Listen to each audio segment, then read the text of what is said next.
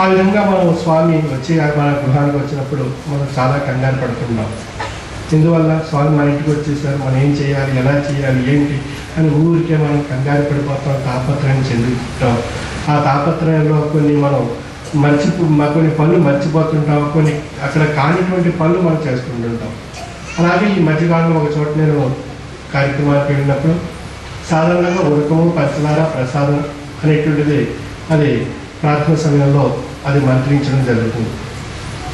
అక్కడ ఒక సభ్యుడు అక్కడ నాకు ఏదైతే టిఫిన్ కింద తీసుకోవాల్సిన పదార్థాలు ఏమన్నా అవి కూడా పూజాగదిలో పెట్టి ప్రార్థించేటప్పుడు అవి కూడా మంత్రించమని, కాఫీ, టీని కూడా నేను తినేటువంటి కాఫీని, నేను తాగేటువంటి కాఫీని, నేను తినేటువంటి ఆ పదార్థాన్ని కూడా మంత్రించండి స్వామి అని చెప్పేసి తీసుకొచ్చి ఇచ్చారు.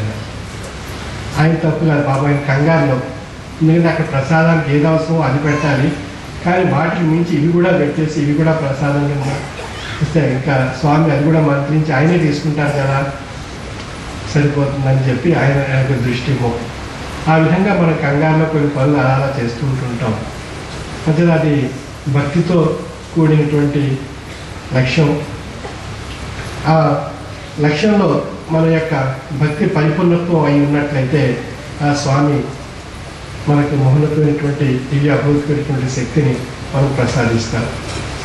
అంటే ఈ భక్తి ఇది పరిపూర్ణమైనటువంటి భక్తిగా పరిణామం చెందాలి అన్నట్లయితే నిరీక్షణ అవసరము, సహనము, ఓర్పు అనేటువంటి లక్షణాలు మనలో ఉన్నప్పుడు మన యొక్క భక్తి యొక్క స్థాయి వృద్ధి చెందుతుంది. ఆ విధమైనటువంటి భక్తితో మన యొక్క ప్రయాణం సాగించినప్పుడు మన యొక్క జీవన విధానంలో, మనుగడలో అనేక రకాలైనటువంటి తాపత్రయాలు మనకి వెంటాడుతుంటాయి. ఆ తాపత్రయాల నుండి మన రక్షణ పొందాలి అన్నట్లయితే మనకు స్వామి అన్నటువంటి భక్తే మూలము. అంటే సర్వేశ్వరుడైన స్వామి సద్గురుమూర్తి నా యందు ఉన్నాడు అని చెప్పి ఒక పరిపూర్ణమైనటువంటి భక్తితో మనం ప్రయాణం సాగించినట్లయితే మన మనుగడలో అనేక రకాలైనటువంటి బాధలు, అనారోగ్యాలు, కష్టాలు, తపనలు, తాపత్రయాలు ఎన్నో వస్తుంటాయి. వాటిని అధిగమించినప్పుడు మన యొక్క భక్తికి పరీక్ష అయింది. ఆ సమయంలో మన యొక్క భక్తితో మనం అర్థించినప్పుడు మనం పరీక్షించి స్వామి మన యొక్క భక్తిని స్థాయిపరిచి మన యొక్క భక్తిలో ఉండేటువంటి విషయాన్ని గమనించి మనకు దివ్య అభూతమైనటువంటి ఆశీర్వాదాన్ని వారు ప్రసాదించి మనం రక్షించడం జరుగుతుంది. ఆ రక్షించినప్పుడు మనం అనుభవంలో స్వామి మనకి ఈ రూపంగా రక్షించారు, ఈ కష్టం నుండి, బాధ నుండి, ఈ దుఃఖం నుండి, ఈ అనారోగ్యం నుండి రక్షించారు అని చెప్పి అనుభవపూర్వకమైనటువంటి స్థితి చేత మహత్యాన్ని మనం చెప్పుకోగలుగుతున్నాం. అంటే ఈ భక్తి అనేటువంటి స్వరూపం చేతే మహత్యం మనకు తెలియబడుతుంది. అంటే మన యొక్క భక్తికి పరీక్ష స్వామి పరీక్షించినప్పుడు ఆ పరీక్షలో మనం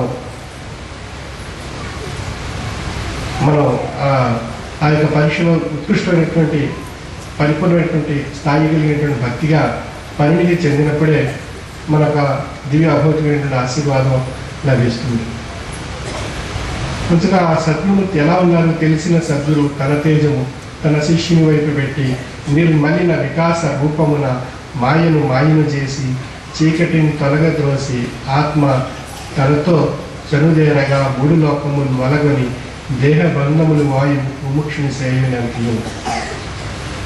అంటే ఎవరికి తెలియబడుతున్నారో ఆయన తెలిసినటువంటి సద్గురువుగా పరిపూర్ణమైనటువంటి భక్తితో, విశ్వాసంతో, లక్ష్యంతో ఉన్నటువంటి వ్యక్తిత్వానికి, సాధకులకి ఆ యొక్క భక్తి యొక్క స్వరూపంలో ఆ సద్గురుమూర్తి ఆ సద్గురుమూర్తి తెలియబడి తన యొక్క తేజస్సుని ఆ యొక్క సాధకుని వైపు ప్రసరింపజేసి అతనిలో ఉండేటువంటి మాయను తొలగించి, మాయ చేత తొలగించి భ్రాంతిని భ్రాంతిరహితం చేస్తూ తనలో ఆ ఉత్కృష్టమైనటువంటి దేహానికి జ్ఞానాన్ని ప్రసాదించి ఆ జ్ఞానం చేత ఆ యొక్క శరీరము, మనస్సు కూడా ముముక్షత్వాన్ని పొంది తరింపచేసేటువంటి సత్స్వరూపమైనటువంటి విధానంగా ఉన్నటువంటి వారే సద్గురువర్యులు ఆయనే తెలిసినటువంటి సద్గురువు అని చెప్పబడుతున్నారు.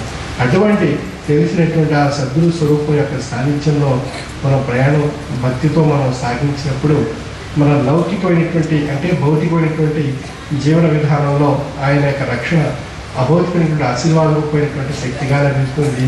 సాధనాపరమైనటువంటి విషయంలో ఆయన మన యొక్క భక్తిని పరీక్షించి సన్యాసి చేసిన సామ్రాట్టు చేసిన సర్వము నీవే స్వామి అని చెప్పి ఏ భక్తి స్వరూపుడైతే వ్యక్తిత్వంగా ఉంటారో శిష్యుడు ఆ యొక్క రూపంలో ఆ యొక్క భక్తునికి తాను అమోఘమైనటువంటి సాధనలో ఒక చక్కని ఉత్కృష్టమైనటువంటి స్థాయిగా పయనింపజేసి ఆ యొక్క ముముక్షత్వాన్ని తెలియజేసి ఆ యొక్క ముక్తిని ప్రసాదింపచేయడం జరుగుతుంది.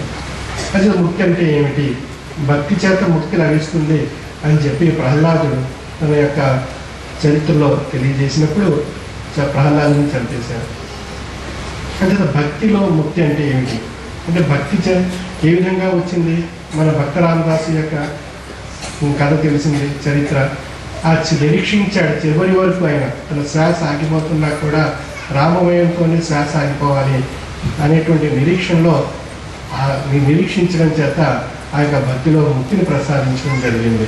ఆ విధమైనటువంటి భక్తి మనలో ఉన్నట్లయితే మనకు లౌకికమైనటువంటి భౌతికమైనటువంటి మనలో ఉండేటువంటి అరిషడ్ వర్గాలు, మనలో భౌతికంగా ఉండేటువంటి ఆశాజనకమైనటువంటి విషయాలు, మనలో ఉండేటువంటి అంతర్లీనమైనటువంటి అరిషడ్ వర్గాలు భ్రాంతి రూపంగా మనం పరీక్షించినప్పటికీ కూడా మన యొక్క భక్తి చెలరినటువంటి స్థితిలో ఎప్పుడైతే ఉంటామో అప్పుడు మన యొక్క భక్తికి పరిపూర్ణత్వం ఏర్పడుతుంది, నిరీక్షించగలిగేటువంటి శక్తి ఏర్పడుతుంది, సహనం ఏర్పడుతుంది, ఓర్పు ఏర్పడుతుంది.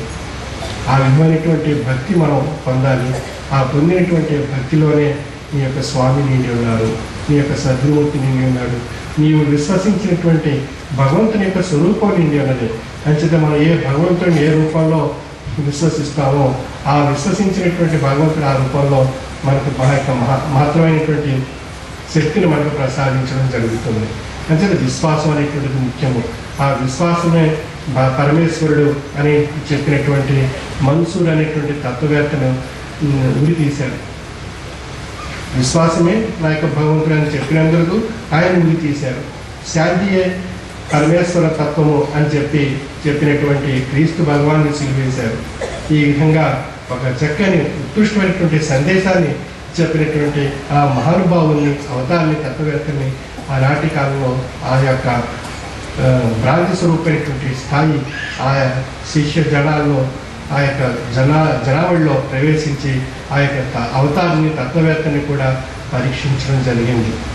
అందుక క్రీస్తు శిష్యుడే క్రీస్తుని సిలువ వేసిన తెగించి అలా శిష్యుడే ప్రాణాలు ఇచ్చే హంతకుల నుండి మహమ్మదు వారిని కాపాడినాడు.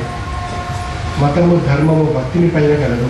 ఇది మతం ధర్మం ఎవరిపై మోసి ఉంది అన్నప్పుడు ఆ యొక్క భక్తుడిపై ఆ యొక్క శిష్యునిపై మోసి ఉన్నది. అంటే ఆ శిష్యుడి యొక్క భక్తి యొక్క స్వరూపాన్ని తన యొక్క ఉత్కృష్టమైనటువంటి స్థాయిగా పరిణామం చెంది తెలియజేసినప్పుడు లోకానికి తద్వారా తోటి మానవాళికి కూడా ఆ యొక్క భక్తి స్వరూపం యొక్క మహత్తును పొంది ధరింప చేసుకోగలుగుతారు. ప్రజల భక్త రామదాసు తన యొక్క భక్తి యొక్క చివరి స్థాయి ఏ విధంగా ఉంటుందో తెలియజేయడం బట్టి ఈనాడు భక్తి అనేటువంటి స్వరూపం యొక్క స్థాయి ఏ ఉత్కృష్టమైనటువంటి స్థాయిగా ఉందో మనం తెలుసుకోగలిగేటువంటి అవకాశం మనకు ఏర్పడింది. ఆయన కోరిన వెంటనే ఆ రాముడు ఆ భక్తుని ఆ రామదాస్కి వరాలిచ్చి ముక్తిని ప్రసాదించినట్లయితే ఆ భక్తి యొక్క విలువ మనకు తెలిసి ఉండేది కాదు. అసలు భక్తిలో ముక్తి అనేటువంటి విషయాన్ని ఆ ప్రహ్లాదుడు చెప్పకపోయినట్లయితే మనకు ఆ ముక్తి అనేటువంటి విషయం భక్తి ద్వారా పొందగలుగుతాం అనేటువంటి విషయం మనకు తెలిసి ఉండేది కాదు. అసలు ఆ భక్తి అనేటువంటి విషయం అంత ఉత్కృష్టమైనటువంటి శక్తి స్వరూపంగా ఉంది. భక్తి